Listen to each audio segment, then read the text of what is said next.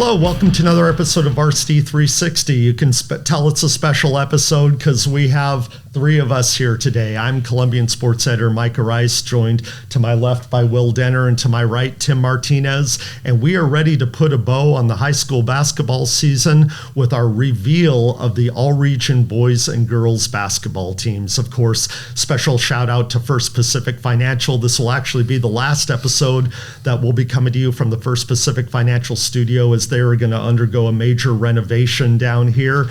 But nevertheless, we appreciate their support of the show and support of high school sports in general. But these are always one of the best episodes for Varsity360 of the year when we get to reveal an all-region team. Tim, why don't you talk about how we get to this point with revealing the all-region basketball team? Yeah, so the process of selecting these players, so they to be a nominee for all-region, you have to be an all-league selection, either at the 4A, 3A, 2A Greater St. Helens Leagues or the 1A Trico League. Then we take those all-league teams and we create a ballot, and each of us on the four staffs, the three of us plus Meg Wachnick, we make our own selections. And we also send those ballots out to our high school coaches, and we ask them to respond and give us a list of 12 players that they think are most deserving for boys and girls. And we got really good reaction back from the coaches. I think we sent out, I believe it was 24 coaches in those leagues. We got, I think boys got 19 responses back. I think girls was 16 or 17. So they make their selections, and then we put it on a spreadsheet so we can kind of get a look at not only who received the most votes, but from what coaches and what leagues. It kind of gives us a little bit of perspective about the coaches. I think basketball coaches are really good about being comprehensive about their selections. And in other sports, the coaches tend to live within their own league a little bit, and they tend to just select kids. You know, like I'm a 1A, I just saw the 1A kids, so I'll put all these 1A kids on. But the basketball coaches are pretty. I think they were very diplomatic with their selections and helped give us an idea. Then we kind of took that information and we kind of kicked it around. I think most of the selections the coaches made and the selections that we initially made, on most of these teams, you're like 8, 9. You're in agreement. It's those last 2 or 3 spots to fill out the teams and then sort of shaping them, I think. But that's how we put it together. Well, Will, I don't think anyone on the Columbian sports staff went to as many basketball games this season as you did. You were kind of our man on the front lines. Just before we start talking about some of these players, how would you describe the level of talent this season for boys and girls basketball in Southwest Washington? Yeah, I think it's in a really good place right now, actually. I was even looking back on just some of the past year's teams these last 2 or 3 years, and I feel like, especially, I would say girls in particular, we had some really tough decisions to make to narrow down this team, and I think it just speaks to the level of talent. I think we talked about that kind of in our state basketball wrap-up, with just how many teams were in contention down the stretch, and I think you just see a lot of talent from the biggest schools down to some of the small schools. And yeah, like I said, I think the talent in Southwest Washington's in a really good place right now. All right, so 12 players on each team, boys and girls. We have 1 player of the year, 5 additional first teamers, and 6 second team all-region players to round out the team. So we're going to start with the girls, starting with the second team all-region girls basketball team. And that includes, in no particular order, Mila Larry of Union, Madison Lee of Seton Catholic, Kimora Ross of Evergreen.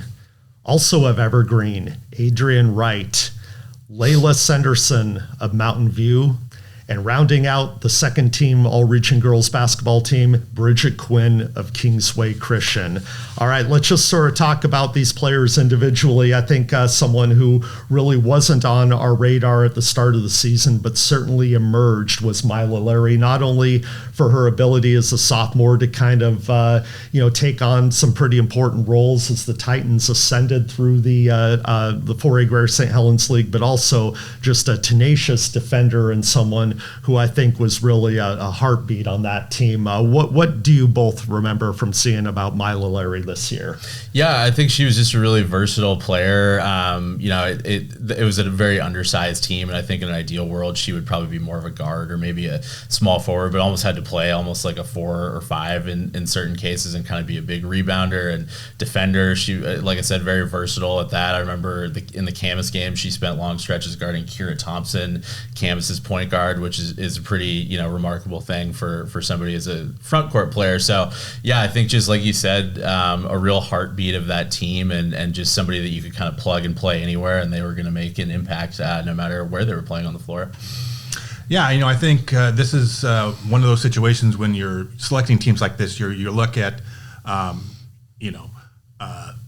a group of players from the same player that you're looking to make a selection for this team. And so I think Union had several contributors helping out that team. But I think our viewpoint was that Mila there sort of stuck out to the big games down the stretch that I saw him.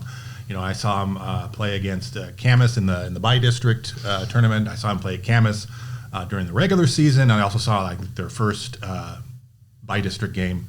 And she was just always right in the middle of things and creating, so she just kind of stuck out in those pivotal games down the stretch. 9.6 points, 8 rebounds, 4 assists, and 4 steals per game. You put up those numbers, you're impacting the game in multiple ways and helping the Titans get to the state tournament for the first time since 2020. So we move on to our next member of the All-Region team, and that is Madison Lee of Seton Catholic. The junior point guard helped lead the Cougars to the District 4 championship and the 1A state quarterfinals in Yakima, both program first. She was the Trico League MVP. So Madison Lee, just one of these, again, another heartbeat type of players where any given night it could be one of 4 or 5 players leading Seton in scoring. But I think she was at the center of a lot of the good things the Cougars did. Go ahead, Tim. Yeah. I remember seeing Seton Catholic in January for the first time. And, they had some key returning players from last year's team, and then they had some players who graduated off last year's team, and they had other players stepping in. And I was really impressed right from the first time that I saw Madison and how she kind of controlled the offense at the point guard, moving the ball around, finding open players, and just really kind of making that team go. And so it wasn't much of a surprise when the All-League team came out, and then they was one of the 3 co-players of the year of that league. And then I think on through in the playoffs and their playoff run, she continued to make some really big contributions and offensively and defensively. Yeah, you say the word control. I feel like she's somebody who just knows how to control the pace of the game and never gets too frantic, which is obviously something you want in your point guard. And I believe she led the team in scoring. Her and Riley Samer were kind of right in the same area there. And yeah, just a really good floor general overall, and I feel like really another player who really brought it in big moments of the season. She had a pretty good performance in their district championship win against Monty when they had that huge second half turnaround. I believe she was key to that Zilla game that you were at as well. So yeah, definitely saved her best for last down the year. All right, let's move on to the evergreen duo that earned All-Region honors, starting with Kimora Ross, a junior guard, a 3-time All-Region team selection, just so consistent year after year. This year, Kimora averaged 13.5 points a game and earned 3A Greater St. Helens League Defensive Player of the Year honors. It seems like Evergreen's recent ascent, it's been all about Kimora Ross and Adrian Wright, but what specifically has Kimora done that makes that team go? Yeah, I think she's just a great scorer, number one, but I thought it was really interesting that she was named the Defensive Player of the Year. I think that really speaks to just how all around of a basketball player she is and getting that recognition from coaches, and she's been a key part of this team from the first time she stepped on the floor as a freshman, like you said, getting to be a 3-time All-Region team selection, and yeah, she's been a huge part of their success these last 3 years. Yeah, just a gritty, hard player, always going hard all the time. And she's got the skill level to raise that up to another level. All right. And let's go to our fellow Plainsman, Adrian Wright, senior, a little bit of do-everything type of player, and boy, can she score 18.3 points per game. And she helped the Plainsmen reach their third straight 3 by-district tournament to cap a 3-year career at Evergreen. So Adrian Wright certainly leaves on a high note at Evergreen. Yeah, she transferred from Union to Evergreen between her freshman and sophomore year, and another player who I think she came in right away and was named a captain almost right away, which is impressive. Just somebody coming in fresh, a really good leader like Kimora Ross as well. They brought in 4 freshmen who also made a pretty immediate impact this year, and it was kind of Adrian's role over the summer during their summer league to kind of bring them along also, and just a good senior leader for that team, and leaves a big legacy with the Plainsmen. Yeah, she was really the spark that kind of helped turn that program, made it into a postseason team last year, and then just kind of kept building off that going into this year. And obviously the 18.3 points a game, it speaks for itself. Yeah. All right. Let's move on to our next selection, Layla Sanderson of Mountain View. And boy, it was a tough decision between her and her twin there in the Thunder backcourt. But Layla, senior 3A Greater St. Helens League first team selection, averaging 13 points a game. She is going to Seattle Pacific to continue her basketball career, but she leaves the Thunder program in a great place, having reached the state tournament for the first time since 2001. Again, it's kind of like this is one of those final selection kind of things that we were kind of nailing down, and we kind of figured that there wasn't going to be room for both, and we had to kind of lean on the coaches a little bit and look at which ones that they selected. Sometimes unless you're looking at a stat sheet, it's like who impressed me. You try to make visual memories of it, and you have to kind of go back and look back at the stats and find out, if you had to pick one, which one you pick. And so these numbers here with 13 points and 4 rebounds and 4 assists and a couple of steals, and I think the coaches also echoed that response to give the nod to Layla on this one. Yeah, I agree with that. I mean, kind of carbon copies of each other. I was impressed. The only time I saw Mountain View play this season was in the 3A state tournament against Garfield, and Layla was really a key part of a Thunder team that was kind of stuck at times on offense. She hit 4 threes in the second half and a really good shooter, and was a key part of keeping them in that game. And also her and Jadelyn were also transfers from Union, spent the final 2 years of their high school career with Mountain View, and remember before last year that this was a Mountain View team that was kind of a little bit more middle of the pack, but they really rose up the ranks in this league, and the Twins were a big part of that. All right. We wrap up our second team All-Region girls basketball squad with Bridget Quinn of Kingsway Christian, another one of these do-it-all type of players. The senior point guard averaged 9 points, 10 rebounds, 5 assists, and 3 steals a game to earn Trico League co-MVP honors and lead the Knights to the state opening round. She's going to continue her basketball career at Bethel University to play volleyball, showing her all-around athletic skill. But Bridget Quinn, just one of these names that we've, over the years, just gotten used to hearing over and over and over again with Kingsway. Yeah, a multi-sport athlete at Kingsway, and she's been a part of this Kingsway basketball program since she was in 8th grade, kind of a wrinkle of small school basketball, small school athletics in general. She was playing JV at that point, and as a freshman was given the keys and became the team's starting point guard. Played with her older sister Laurel actually that year, who was a senior, and yeah, just somebody who, like you said, it feels like has been around for such a long time and kind of played through multiple iterations of Kingsway basketball, and things really came together for Bridget and the whole team this year. They made just their second state berth, first since 2019, and yeah, she was a big part of that.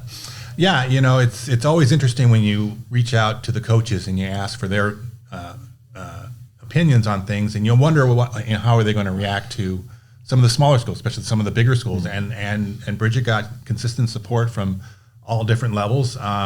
Like you said, she introduced to the program as an 8th grader. This year she had to play with a couple of 8th graders and be that sort of senior leader and that glue. I think that's what Coach Nicole Bagley kept talking about after their season-ending loss in the opening round, about just how much she contributed in the leadership and carrying that program through both on and off the court. And just a tremendous athlete and big impact on the Kingsway athletic program all around. All right, let's move on to revealing the all-region first team for girls basketball in no particular order. We start with Sveva Bernasconi of Mountain View, then Kennedy Bockert of Woodland, followed by Kira Thompson of Camas, followed by her papermaker teammate Sophie Buzzard, and rounding out the first team all-region girls basketball squad, Gracie Glavin of Columbia River. All right, let's start with Sveva Bernasconi, an exchange student from Italy. Every coach in the county wishes they had someone show up on their doorstep on the first day of practice with the skill set that Sveva Bernasconi had. She made an instant impact, 3A Greater St. Helens League Player of the Year, senior forward averaging 16 points, shooting over 50% from the field. Talk about a do-everything player. Sveva Bernasconi immediately had the rest of Southwest Washington on notice very early this year. Yeah, it kind of brought, a European style to the game, obviously, in Mountain View's team. I think she had some experience playing for FIBA, obviously, in the Italian circuit as well. So, just kind of a different wrinkle, like you said, that you don't often see in Washington high school basketball. And, yeah, she was a really fun player to watch and just brought a kind of a different dynamic to this Thunder team. Yeah, it's not all the time where you lose a key graduating senior. Last year it was Nina Peterson for that Mountain View team, along with the Sandersons as juniors last year, to kind of have a player kind of come up and sort of fill that role. And it really kind of helped Mountain View build the success off that they had last year and make it to the state tournament. When I first read, I think it was Meg who reported that this will be their first trip since 2001, and I was like, really? And I had to go back and look, and I was like, yep, sure enough, they haven't been. So it was a great run for the Thunder, and Sveva was a big part of those the whole season, especially playing a big role in their win that got him into that state when they had to go up in Bellarmine Prep and win. Come back from an early deficit and rally that team back for a big win to get the state. I mean, someone who, in addition to being a great basketball player, is also an excellent hurdler. You haven't heard the last of her this season. Also played volleyball, but a four-sport athlete, in that she's also an accomplished downhill skier. Oh, wow. So, yeah, just nothing but athleticism for Sveva Bernasconi. Let's move on to the next member of our first team, Kennedy Bockert, sophomore post, 2A Greater St. Helens League Player of the Year, set single-season program records with 562 points and 368 rebounds, highlighted by a 36.25 rebound effort against Ridgefield. She reached over 1,000 career points in leading Woodland to the 2A state tournament.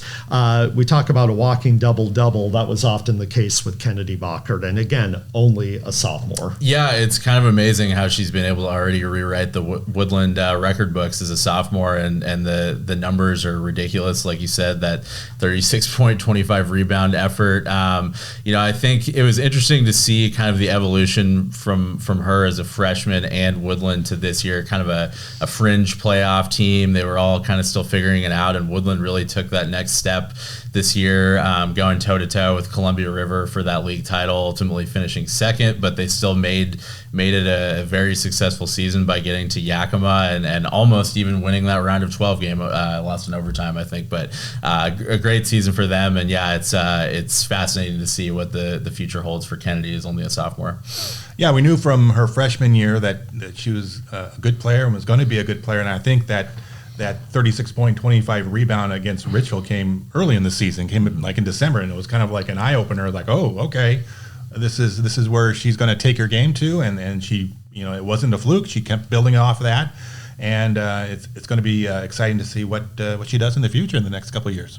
Yeah, I mean, Woodland definitely a program on the upswing, and as long as she's there, they're going to be in contention. They've made it now to Yakima for the first time, I think, in several years, and so the future is bright for the Woodland Beavers. All right, let's move on. Our next member of the first team, that's Kira Thompson of Camas, senior point guard, headed to Boise State. What can you say about this player? Set single-season school record for points with 481 and assists 196, leading the Papermakers to the 4A state quarterfinals. Obviously, we'll remember the run from the previous year where they won the state championship. Kira Thompson, I mean, what can you say? Legacy leaving at Camas girls basketball. Yeah, I mean, I think we've said it over and over again, just what a great passer she is, but really, took on a big scoring role this year and was able to pass 1,000 career points pretty early in the season and really, filled that role quite well for them. I think another player who, that team that kind of was put together over multiple years. She came in as a freshman, started the year kind of in a backup role, but quickly took that mantle as the starting point guard, and she's been there ever since. So a really, really impactful player who's going to be leaving the Papermakers. Yeah, it was interesting to watch her this year because we've gotten so used to her in the last couple of years being the distributor of the ball, finding the open player and making, no-look passes left and right. And now this year she had to, she was still doing that, but also, when they needed a basket, there was usually Kira had the ball, and she was able to deliver on multiple times this year. And so we kind of got to see a little bit a different side of her this year. And I'm sure that when she moves on to Boise State, she'll probably move back into, that role of being a floor leader and dishing out assists and as well as making the occasional three. All right.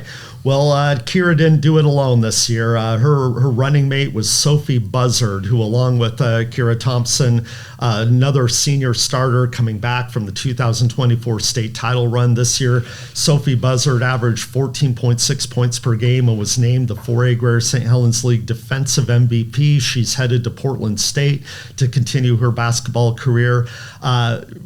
I mean, you just talk about some of these names over the past few years have become so familiar with Camas basketball, and Sophie Buzzard certainly was one of them.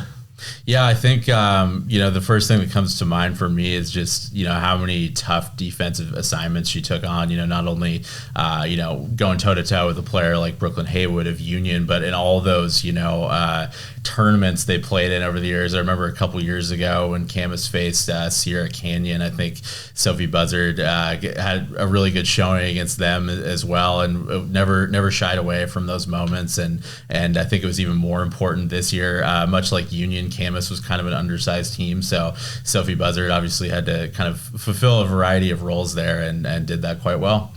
Right. Yeah, I mean, with both Kira and Sophie, the Camas team this year was much younger. Obviously, last year a lot of key seniors, but a lot of younger players who are kind of coming up through the ranks, much like Sophie and Kira did a couple of years ago, and they kind of not only performed on the court and did a lot of different things, but also helped guide younger teammates and help them develop during the course of the season, and help them carry on the Camas girls basketball tradition going forward. All right, we round out our first team All-Region girls basketball squad with Gracie Glavin, senior from Columbia River. Another one of these do-everything players and really kind of a heartbeat type of player, leading the Rapids back to Yakima, the state quarterfinals for the second straight year. She averaged 14.6 points per game. Back-to-back 2A Greater St. Helens League titles as well. Talk about leaving, or she's only a junior, so she'll be back. So talk about being kind of in the heart of everything that the Rapids have done these past few years. Gracie Glavin's right there. Yeah, 3 straight years with the Rapids, and they've won 3 league titles and now 2 trips to Yakima in a row. And like you said, she will be coming back this year. It'll be interesting to see kind of how she builds on a season like this after graduating 6 seniors. But yeah, I think a player like you said who plays with a lot of energy and just a key part of what they do, obviously, and somebody who can score from anywhere and just provide energy to the team. Yeah, I think during the Rapids' success this year, if Gracie was having a good game, then the Rapids were having a good game. It's kind of the bellwether about how that team played. I think they kind of got bracketed at state. There's some really, really good teams at the 2A level, and the bracket just kind of lined up where they had to face some really tough matchups, both in the opening round and at Yakima. But those are area experiences that you build off, and I think Gracie will take that going forward. Again, they have a couple of good younger players that can also go forward, and it'll be interesting to see how we're coming back next year and get even better. All right. Well, that leads us to our revealing of the All-Region Girls Basketball Player of the Year, and it's none other than Brooklyn Haywood of Union, the junior. I mean, talk about making an impression for her first 3 years here. Just a prolific scorer, averaged a state best 31.4 points per game, shot over 40% from three-point range, and eclipsed 2,000 career points late in this season. If she puts together, as good of a senior season as she possibly can, she might challenge Haley Van Lith's all-time career scoring mark in the state of Washington. Of course, that's a long way to go, but just the fact that we're having that conversation just shows what a prolific scorer Brooklyn Haywood is. And this marked her arrival as kind of an all-around force on the court, and saw the Titans finally break through and make the state playoffs and reach the Tacoma Dome. Yeah, a couple of things there. I mean, we knew obviously the scoring was going to be there, and those 31.4 points per game did lead the state of Washington, which was pretty remarkable. But yeah, you mentioned kind of some of those other stats, and that was kind of the interesting thing this year. And talking to both her and Gary Mills after the season for this all-region story, that Mills kind of said the goal for her this year was not just to show that she was a great scorer, but just really an all-around basketball player she is. And I think she proved that. And there were times where maybe there was a little bit of a slow offensive start, but she was still impacting a game in a variety of ways, and kind of just letting the game come to her a little bit. We talked not long ago about that Camas game when they had that huge second half comeback, and I think just really took the next step as an overall basketball player this year, not just a scorer. Yeah, I think there are a couple of games that I've seen her play where the first half it's kind of quiet, at least from the scorers, the scorebook for Brooklyn. Maybe she's making passes. She's opening up opportunities by giving her teammates opportunities to score, and now the defense has to sort of account for them, and then that would open up opportunities in the second half for her to just kind of take some threes, make some shots, and then next thing you know, she's got 30 points on the book. So I was really sort of impressed again that the whole all-around ability to play, the ability to pass the ball, defend, shoot, go after rebounds, go after loose balls. She was doing it all this year. Well, and her journey is just beginning. I mean, she's still has a ton of D1 offers. We'll see where she goes to play college ball. Like I said, she's going to be entering her senior season within shouting distance of the all-time Washington's career scoring record. And again, we can't wait to see how she continues to develop as a leader, a player, and an all-around basketball player. Yeah. All right, let's move on to the boys. Again, a talented group that's just, a couple of really easy and a couple of really hard selections with this squad. But let's start with the second team All-Region boys basketball squad. And we'll start with Malcolm Weatherspoon of Mountain View, then Rhett Young of R.A. Long, going on to Des Daniel of Evergreen, Jace Van Voorhees of Camas, Jameson McCann of Ridgefield, and Josh Crane of R.A. Long. All right, a talented group here. Malcolm Weatherspoon, Mountain View, only a sophomore, but a 6'3" shooting guard that averaged over 15 points a game and was really critical to helping Mountain View stay in the league title chase this year. Yeah, I was impressed with just how big of a leap he made from freshman to sophomore year. It was a pretty senior-heavy team for the Thunder last year, and he was coming off the bench. But just even the first game watching Mountain View play this year, I mean, the guy can jump out of a gym. He's a good shooter. It feels like he always hits clutch shots at the right moments, and was a key part of the Thunder contending for a league title this year. And bright things ahead for him as well. Yeah, sort of the same thought. I remember the first time I saw him play was at the Fort Vancouver Holiday Tournament freshman year, when he was, basically kind of coming off the bench, kind of a swing player between JV a little bit, and then this year is like, okay, he's really stepped up his game, and he's a big contributor.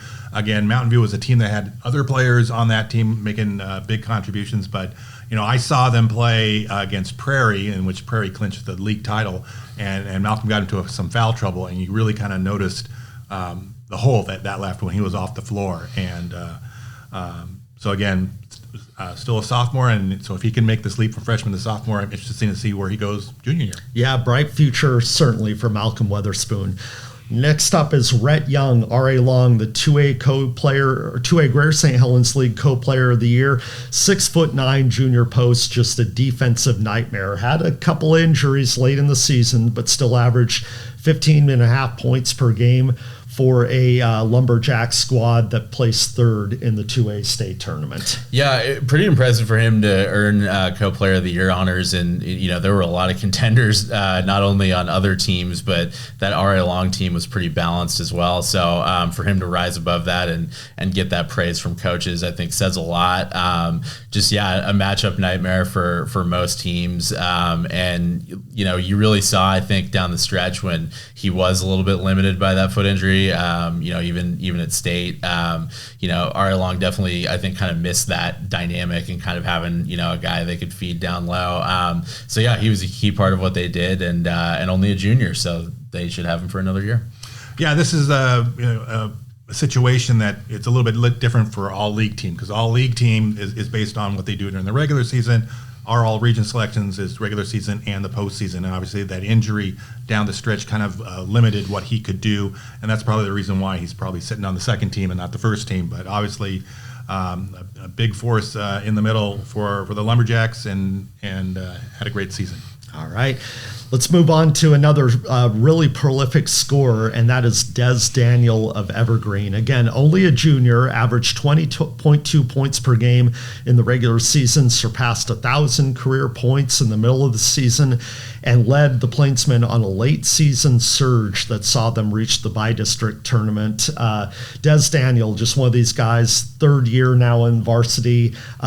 He could pop off for 30 on any given night. For sure, yeah. I think that that scoring number, that was actually second in all of the 4A and 3A Greater St. Helens League. So certainly one of the most talented scorers in the area. And I think it's kind of a slow start for the Plainsmen this year, but Daniel really just kind of willed them back into the postseason race in that always topsy-turvy 3A Greater St. Helens League, and they were ultimately able to get there again. So he was a big part of that.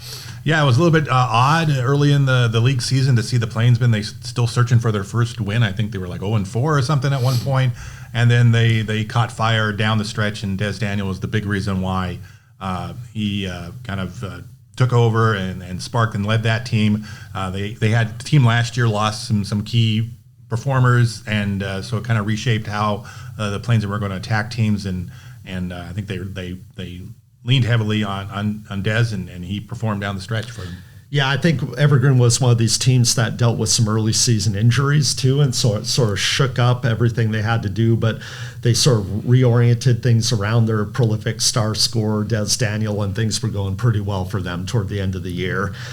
Talk about another shooting scorer, and that is Jace Van Voorhees of Camas. Senior sharpshooter, averaged 15.4 points per game in the regular season. Kind of a team that won in two very different ways this year to last year. Last year, it was all about shooting the ball and shooting from the perimeter, which Jace could definitely do. But this year, it was more of a up-tempo, multifaceted offense, and Jace Van Voorhees was right at home in that scheme as well. Yeah, I think one of those guys who loves to push the pace and a great just slasher and someone who can attack the hoop. And I think it was interesting. Obviously he'd kind of shared the backcourt with the likes of Theo McMillan and Beckett Curry in recent years. It was kind of interesting to see him, evolve and take the next step this year as kind of the primary initiator, obviously, in this offense. And another thing, I don't have the exact number in front of me, but I'm pretty certain he leaves with the most wins in program history from his 4 years, and just kind of illustrates just what a great 4-year run it's been for Van Voorhees in this program.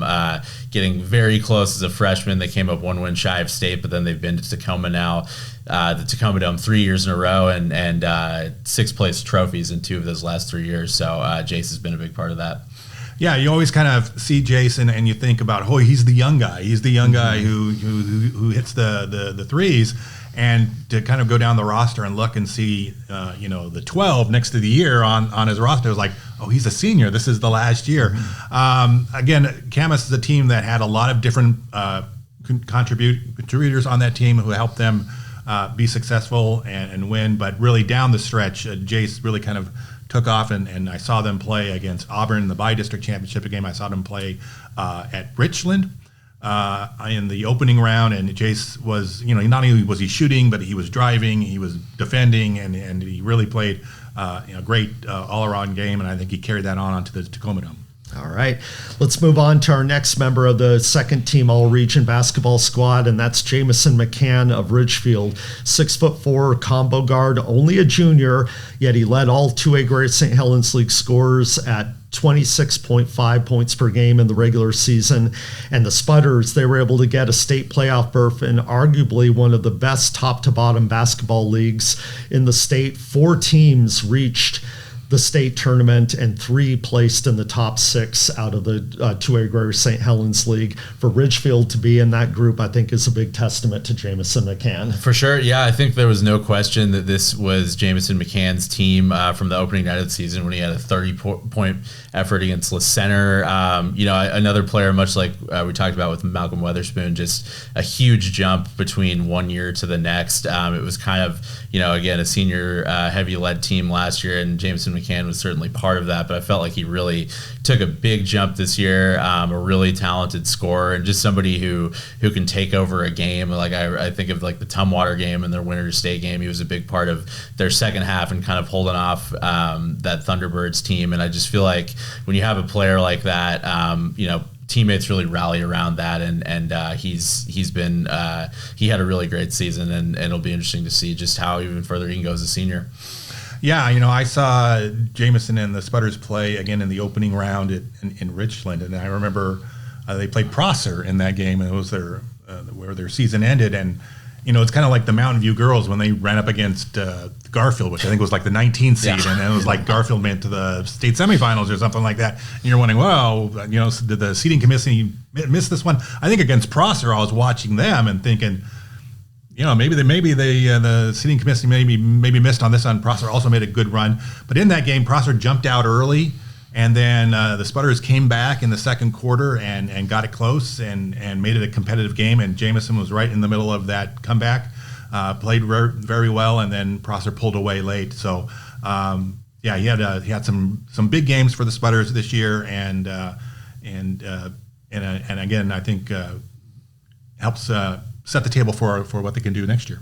All right, and rounding out the second team of All-Region boys basketball, Josh Crane of R.A. Long, one of these do-everything players, 6'4" junior forward, averaged 14.4 points per game, another critical player among many of that Lumberjack squad that finished third in state. And I know, you and I saw them kind of in Yakima, and just how multifaceted that team was. Eventually lost to the eventual state champions in Bremerton in the state semifinals, but it's players like Josh Crane, those are the reasons why R.A. Long has been so good in recent years. Yeah, I mean, he transferred along with Cam Newsom from Prairie to R.A. Long this year, and that impact was immediately felt. I think just a really strong player who can shoot, can put it on the floor. He's a good rebounder and defender, and he was actually one of 2 players on that team that was named to the all-tournament team. And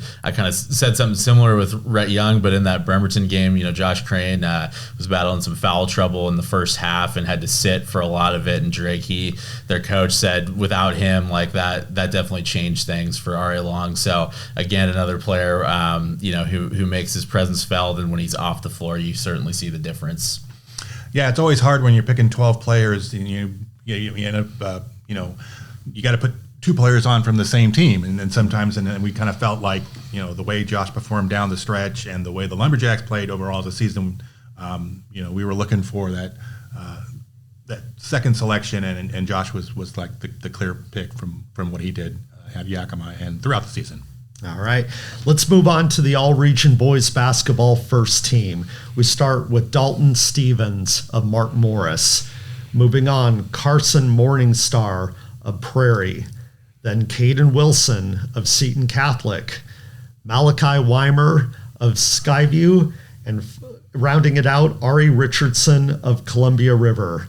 Let's start with Dalton Stevens, speaking about, 2A powerhouses. Mark Morris reasserted themselves as a statewide power, reaching Yakima again, getting 6th place, and the 2A player of the year, Dalton Stevens, a 6'4" senior, 22.5 points a game in the regular season. He was a big part of that. Yeah, just the word that comes to mind with him is just he's such a competitor. I feel like, I think of in Yakima in particular when you're sitting on those press row seats so close to the floor and he's just flying around. You could hear him yell over everybody else and just somebody who plays with a relentless motor. And it was no small feat for him, to really, he was a great player for them last year as well, but to, kind of go through this time of transition for the program where Bill Backamus leaves and gives way to new coach Ken Kelly. And not only that, but then they graduate the all-time program leading scorer in Braden Olson, and Dalton Stevens was ready to be that number one guy and stepped into that role seamlessly. Yeah, that's the part that impressed me the most, because I remember seeing Mark Morris last year and seeing Dalton playing in that number 2 role behind Braden Olson, and interested to see what he would do stepping out in that leadership role under the new coaching, and he took that challenge on and carried the Monarchs on to a great season. All right, Carson Morningstar of Prairie. Talk about someone who has been on our radar since he was a freshman, but now a junior.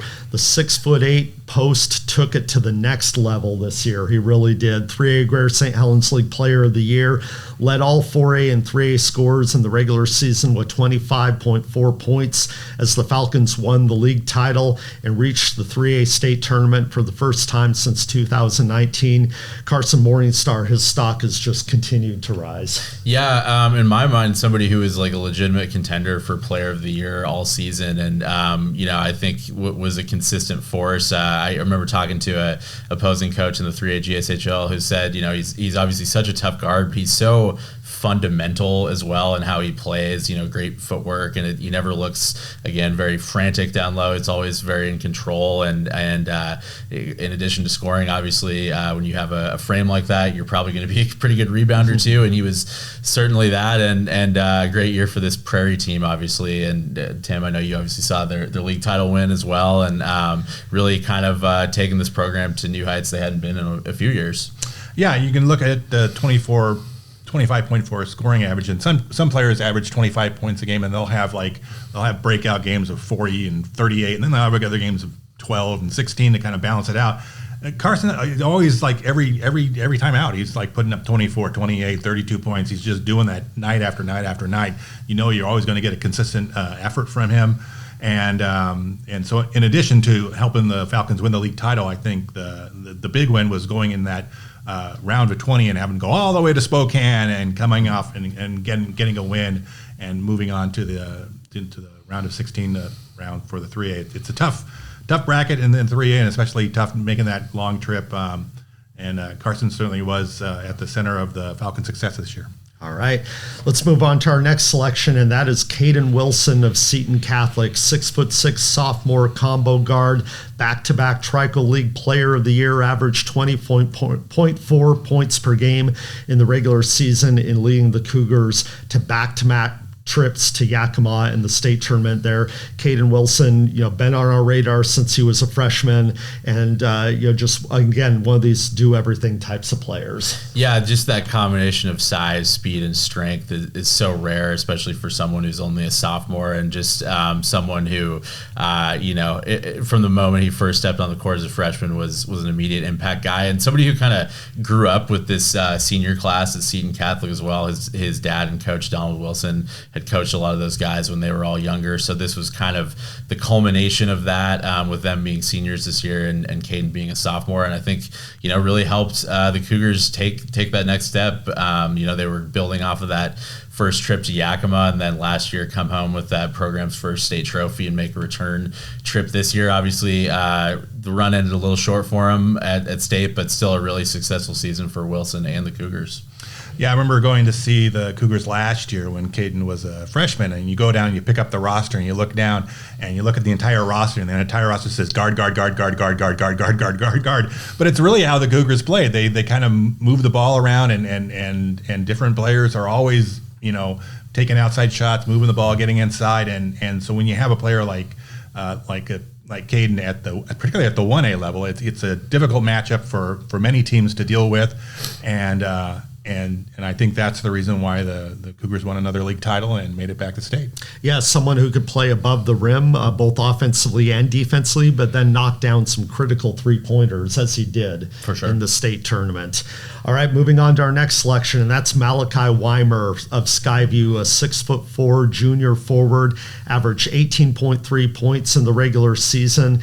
And again, I think this was one of those years that Skyview, they kind of tinkered with a few lineups and were trying to find a group that worked, but at central to all of that was Malachi Weimer. And I think one of these guys, just because of not only his scoring, but his all-around talent and ability, has really turned some heads recently in Southwest Washington. Yeah, so this is the second selection in a row for the All-Region team, and I thought last year in particular really, took another step during that Skyview run to Tacoma and a state trophy, and this year, when you lose, a senior class led by a talented scorer like Damari Collins, it was kind of a even bigger role for Malachi, and I thought he stepped into that really well. And talk about some of the other phases of his game. He already broke the program record for rebounds as a junior. We'll probably even put that in a higher place next year, obviously, and then battled some injuries down the stretch, but still managed to fight through that. I think he hit,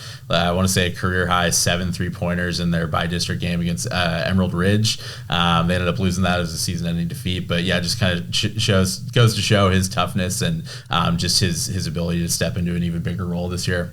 Yeah, the Storm were trying to fill some holes on their roster. They had some injury issues during the course of the season, had to lean in on some players, and Malachi was certainly the big piece to lean on, and he responded and helped Skyview be competitive in a competitive league and make a run in the playoffs and just fall a little bit short. So again, he's a junior, and again, like you said, like Will said, got another year to keep adding on to records and maybe break some more other ones.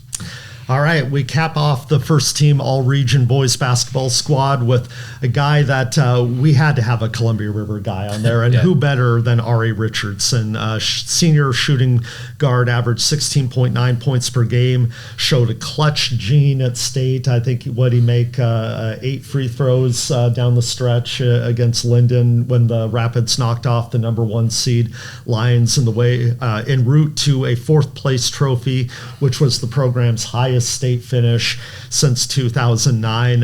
You talk about that rich senior class that Ari Richardson comes from, whether it's John Reeder or Aaron Hoey, but I think there's no better person to kind of carry the mantle for this year's Columbia River team than Ari Richardson. Absolutely, and I think a lot of it comes down to, like you said, just performing in those clutch moments. Tim, I remember that game last year, that White River game, when he hits that buzzer beater to send them to Yakima, and did it a few times this year. Not only at state, there was their winner to state game against WF West when River's offense was scuttling a little bit, and he kind of rallied them back into it, and you can just see how he can spark the team like that. And I remember asking after that game, just is this kind of like the thing that you like to do in a game? And he's like, yeah, I love these moments. Like, I'm not afraid to do it. And I think at state it was neat to see him kind of showcase that in front of a bigger audience, obviously. And the Linden game was one. They had a back and forth game against Lakewood where he grabbed a steal and